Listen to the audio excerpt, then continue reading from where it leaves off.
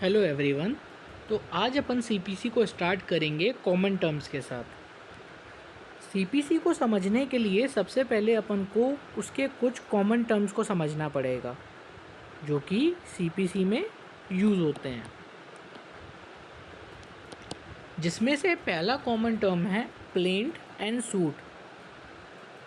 Plaint and suit, जैसे आप कोई क्रिमिनल केस में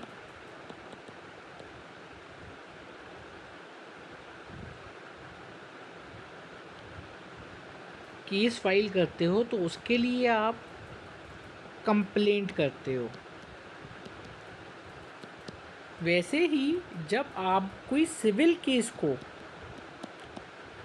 इंस्टीट्यूट करते हो तो आप प्लेंट फाइल करते हो। अब प्लेंट क्या होता है ये समझना बहुत ज़रूरी है। प्लेंट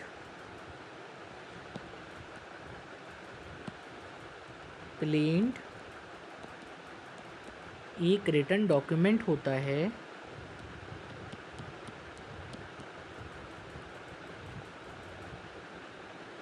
प्लेंट क्या होता है? एक रिटन डॉक्यूमेंट होता है जो कि प्लेंटिफ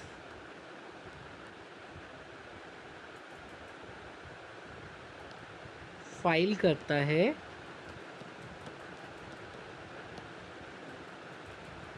सूट को इंस्टीट्यूट करने के लिए। अब प्लेंट में क्या कंटेंट होता है?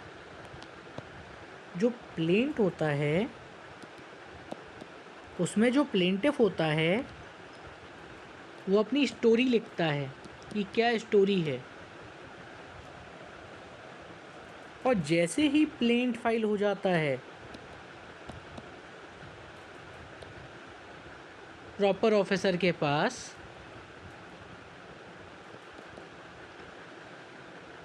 तो सूट इंस्टीट्यूट हो जाता है।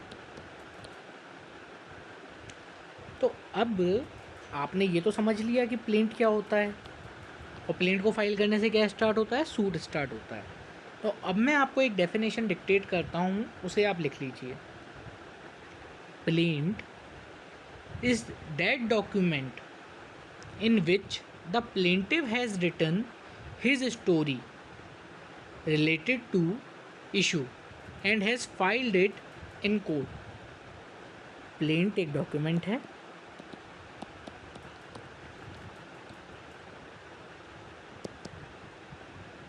जो कि प्लेंटिफ ने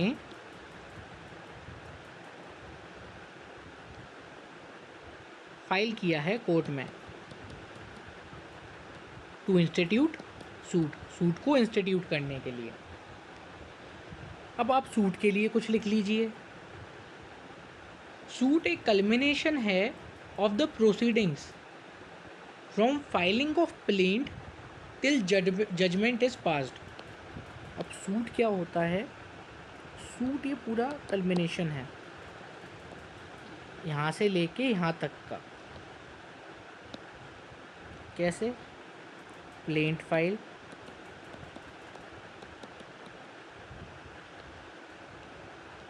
समन, रिटन स्टेटमेंट,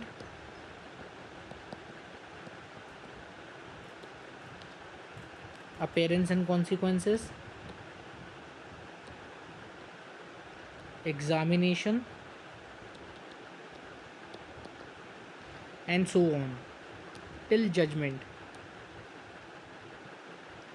ये सब कुछ सूट के अंदर में आता है।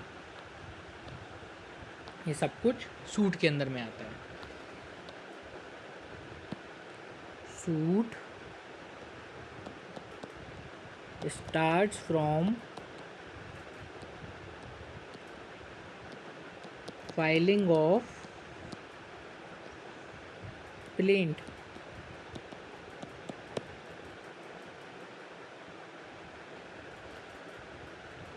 सूट includes trial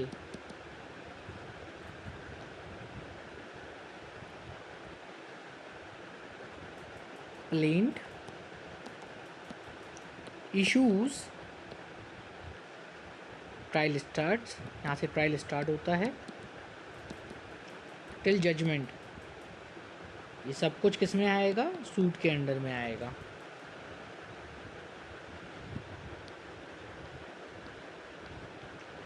अब दूसरा कॉमन टर्म अपन को समझने की ज़रूरत है, वो है substantive law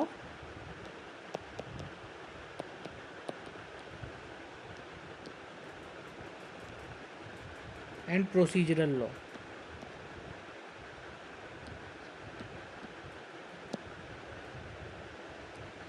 substantive law SL वो लॉ होता है जिसमें राइट्स, ड्यूटीज़ और लायबिलिटीज़ डिफाइंड होती हैं। और प्रोसीजरल लॉ वो लॉ होता है जो प्रोवाइड करता है कि कैसे आप लीगल रेमेडी को प्राप्त करेंगे, how to get legal remedy.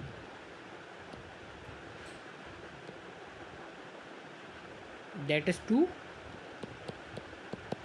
File suit. ये बात करता है प्रोसीजरल लॉ। मतलब सब्सटेंटिव लॉ में तो राइट्स बता दिए गए हैं, अब उन राइट्स को इन्फोर्स कैसे किया जाएगा वो आपको बताता है प्रोसीजरल लॉ।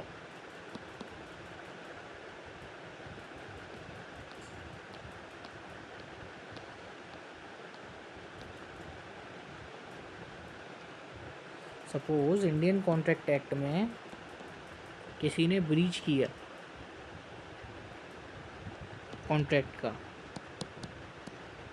तो सेक्शन 73 अपन को ये तो बताता है कि कंपनसेशन पे करना पड़ेगा, बट उसको इन्फोर्स कैसे कराया जाएगा वो अपन को प्रोसीजरल लॉ बताता है, जो कि है CPC। तो CPC एक प्रोसीजरल लॉ है और कॉन्ट्रैक्ट एक सब्सटेंटिव लॉ है। ये दोनों साथ साथ चलते हैं, ये दोनों साथ साथ चलते हैं। ठीक है, समझे? अब थर्ड कॉमन टर्म आता है कॉज ऑफ एक्शन। कॉज क्या होता है? रीज़न, कारण। एक्शन क्या होता है? फाइलिंग ऑफ सूट, कि क्या कारण के बेसिस पे आपने सूट फाइल किया है कोर्ट में। अब आपको वो तो बताना पड़ेगा। तो कॉज ऑफ एक्शन का सिंपल मतलब होता है what is the reason of filing the suit is called cause of action, कि क्या कारण रहा है जिसके बेसिस पे आपने सूट फाइल किया है।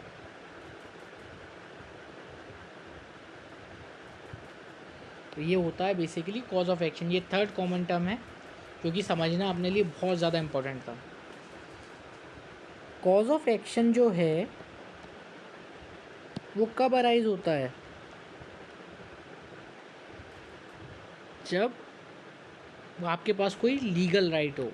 There is a legal right. अगर आपके पास कोई लीगल राइट हो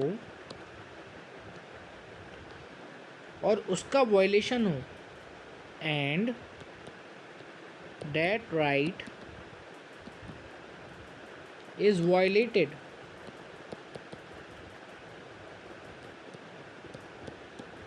और उस राइट को किसी ने वायलेट कर दिया हो, तो आपका कॉज ऑफ एक्शन अराइज हो जाता है और इसे बोलते हैं that is a reason to file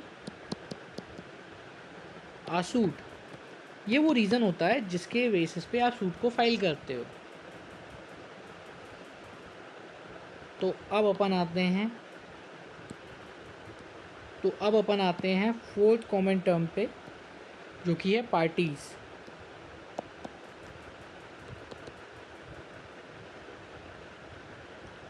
suppose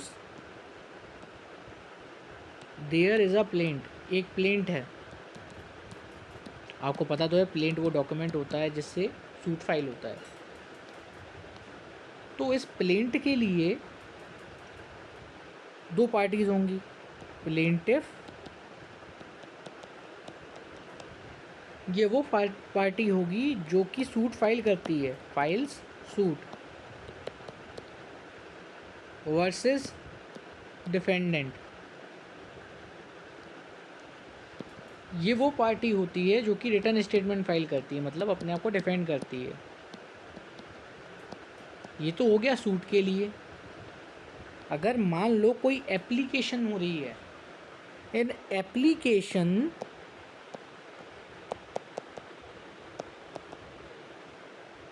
parties are called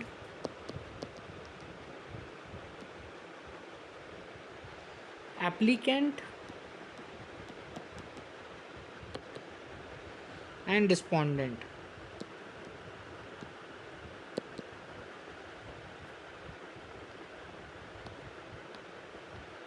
For petition, parties will be petitioner and respondent.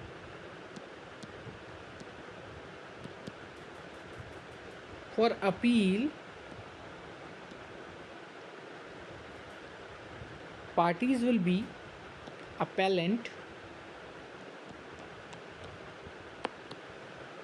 and respondent.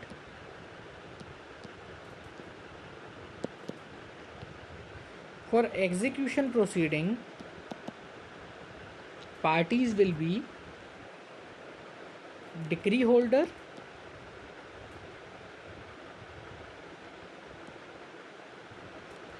and judgment debtor, JD। Decree holder वो पर्सन होगा जिसके फेवर में डिक्री आई है, और जजमेंट डेटर वो person होगा जिसके against में डिक्री आई है। ये एग्जीक्यूशन का हो गया। ऐसे पार्टीज बताई गई हैं।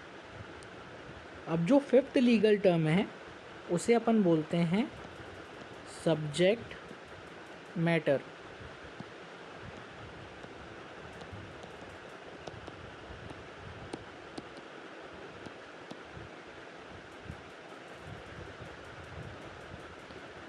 जिसके रिस्पेक्ट में कोई लीगल राइट हो उसे सब्जेक्ट मैटर कहते हैं। जिसके रिस्पेक्ट में आप लीगल राइट को क्लेम कर रहे हो उस चीज़ को बोलते हैं सब्जेक्ट मैटर। बेसिकली ये 3 टाइप्स के होते हैं। पहला टाइप होता है प्रॉपराइटरी।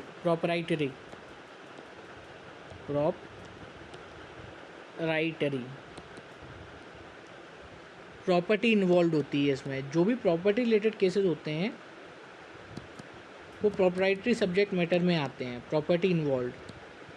दूसरा होता है पिक्यूनरी, मतलब मॉनेटरी, मतलब मनी रिलेटेड मैटर्स आपके आएंगे पिक्यूनरी सब्जेक्ट मैटर में। और तीसरा होता है पर्सनल, लाइक डिवोर्स, ये सारे मैटर्स आते हैं पर्सनल सब्जेक्ट मैटर में। तो ये होता है बेसिक बाइफर्केशन सब्जेक्ट मैटर का।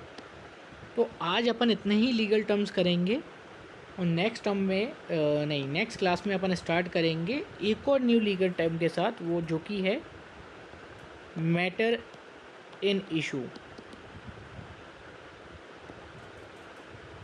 सीपीसी पढ़ने के लिए सबसे ज़्यादा इम्पोर्टेंट पता है क्या है? सबसे पहले आपको पता होने चाहिए कि सीपीसी में क्या लीगल टर्म्स यूज़ हुए हैं। एक बार जब आपका फाउंडेशन स्ट्रॉन्ग होता है तो आपके सीपीसी, आपका सबसे फेवरेट सब्जेक्ट ही सीपीसी हो जाएगा। सीपीसी मैं मानता हूँ कि लेंदी है बट टफ नहीं है, एक बार समझ में आ जाए तो। अगर आपको मेरा वीडियो पसंद आया हो तो आप इसको लाइक कर सकते हैं, एंड अगर आपको कोई डाउट हो तो आप कमेंट कर सकते हैं, और आपको रेगुलर नोटिफिकेशंस आते रहें इसके लिए आप मेरे चैनल को सब्सक्राइब कर सकते हैं। और कोई भी डाउट हो तो आप कमेंट बॉक्स में मेंशन करें, मैं उसका रिप्लाई करूँगा। और मुझे पता है कि मेरी हैंडराइटिंग गंदी है, तो आप इसे समझने के लिए यूज़ कर सकते हैं। और अगर आपको नोट्स की रिक्वायरमेंट हो, जो भी आज कॉमन टर्म्स पढ़े हैं, तो वो मैं आपको प्रोवाइड कर दूँगा। एक बार आप बस कमेंट कर दीजिएगा। Thank you, have a great day.